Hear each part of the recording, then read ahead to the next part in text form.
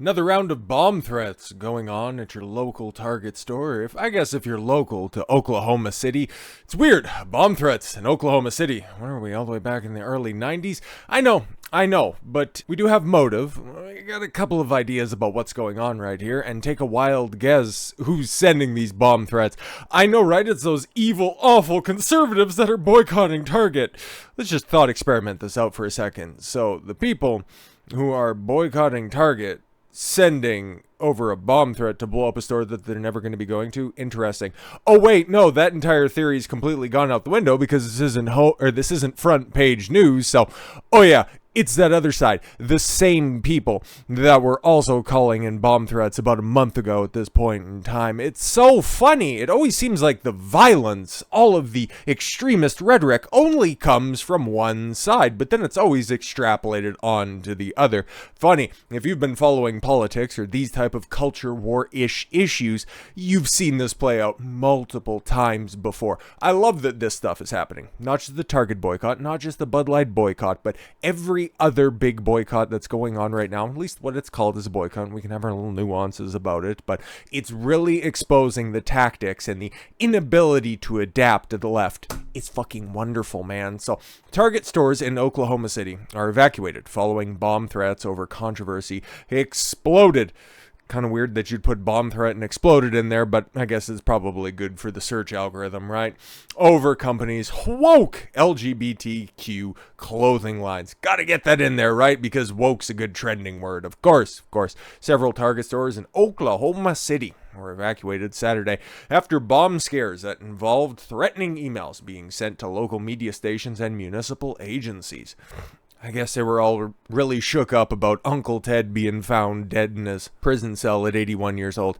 If only we would have listened. Anyways, the Oklahoma City Police Department confirmed that the emails and said the messages included threats about 3 bombs hidden in different stores, and that the police would have to figure out which of the locations were the right ones. Oh, fantastic.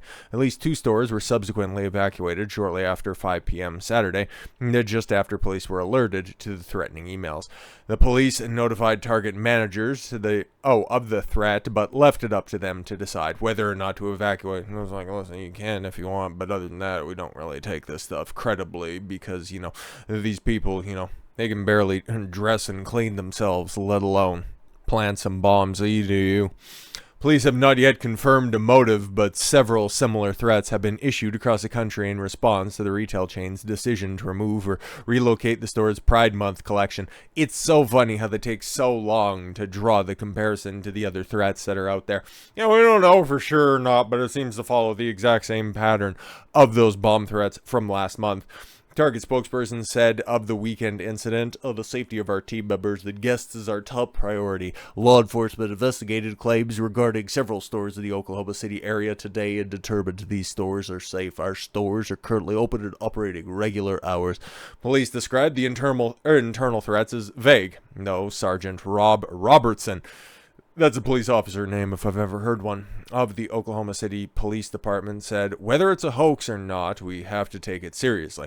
KFOR television reported that it had received threatening emails, which began by saying, we are going to be playing a game. Oh my God, shut up. The email then referenced the date April 19th, 1995, the date of the Oklahoma City bombing. Yeah, we know. Threat went on to say 2 of the Target locations have bombs in them. We hid bombs inside some product items. The bombs will detonate in several hours. Guess which ones have the bombs? Time is ticking, the station reported the note saying. Target is one of several major corporate brands facing backlash for its promotion of LGBTQ friendly items during Pride Month. Some consumers became especially distraught when they saw Target's extensive Pride line, which included clothing for... No, it was basically, as we heard from a former executive, all about that tuck-friendly swimwear, which I think it's that one. I don't know for sure, man, but it's all disgusting to say the least, because why are you selling that stuff? Nobody wants it. Okay, a small fraction of the population, a fraction of a singular percentage of the population wants to see that stuff up there. They're not buying it or anything like that. Okay, because we know that all these activists, they never ever follow through on anything. They always want to be pandered to, but they never financially back stuff up. They're the terrorists. Let's call it what it is. You can never satisfy them. That's why you don't ever apologize to the woke mob and you never negotiate with terrorists because, well, they're two peas in the same pod, man. Following the backlash, some customers who were opposed to the line filmed themselves attacking, pride displays. Two people. Two content creators. That's it. That's all we've seen so far. So get to the other bomb threats. But no, I'll just link to my video. I've done one in the past. You guys can see it. It's in that the Pride Month 2023 playlist that's down there. It's store in Ohio, store in Pennsylvania, and the stores in Utah as well. So yeah, there it is. But Target, of course, doubles down because losing some reports $15 billion in market capitalization in just over 2 weeks isn't, enough cause for concern, right? Statement released last week asked the retail giant and other businesses, including Bud Light, Brewer, Anheuser-Busch, to reject and speak out against anti-LGBTQ plus extremism going into Pride Month. Yes, the letter added, when it comes to advancing diversity, equity, and inclusion, there is no such thing as neutrality. Exactly. We need to be represented every single moment of every single day. I mean, come on.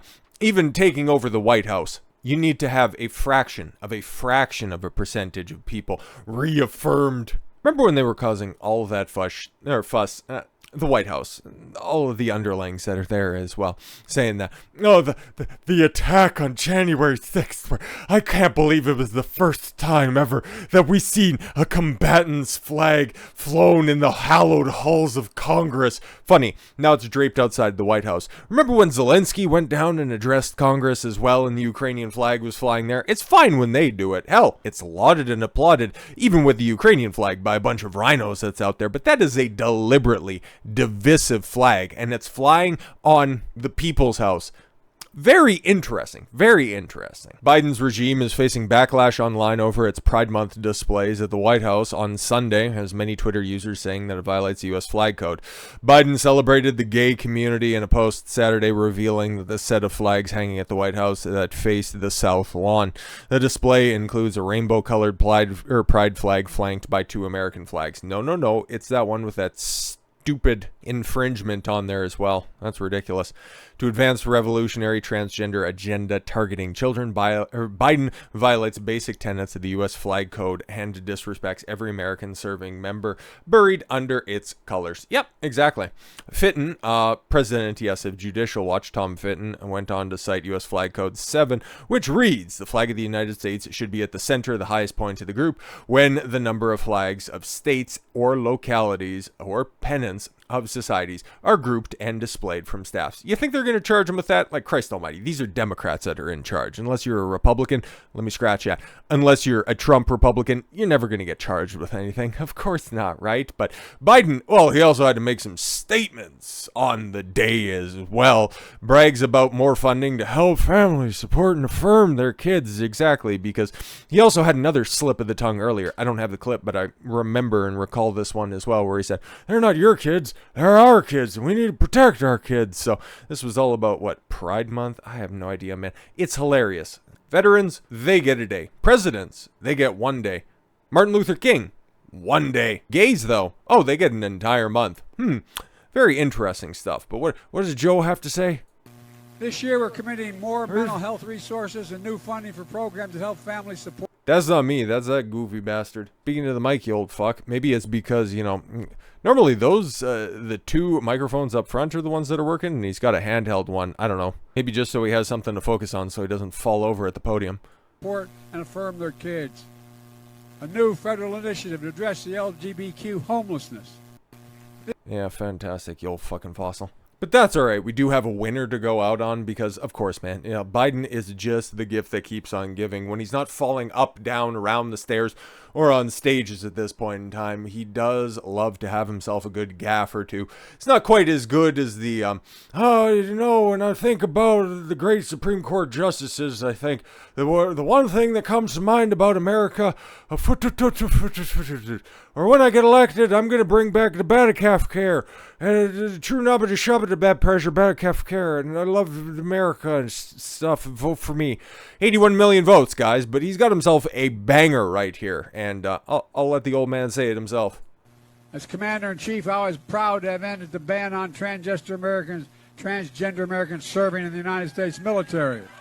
Trans Jester Americans. You know what? Hey, man, I've been saying for a while there hasn't been a true word. Joe Biden is incapable of saying the truth for a very long time, but I think we just finally got to see behind the mask, the very well stretched out and affixed to his face mask. We got to see the lizard for just a quick second. Trans Jester Americans. Holy. He's so old, he was probably thinking when he was picking his cabinet, who's going to be the court jester for his regime. Holy shit. Another year and a half or potentially 5.5 years of this. Holy. So with all that said, thank you all very much for the gift of your time. I've been Don Consuelo. I want you to follow your gut and get after it. Take care, everyone.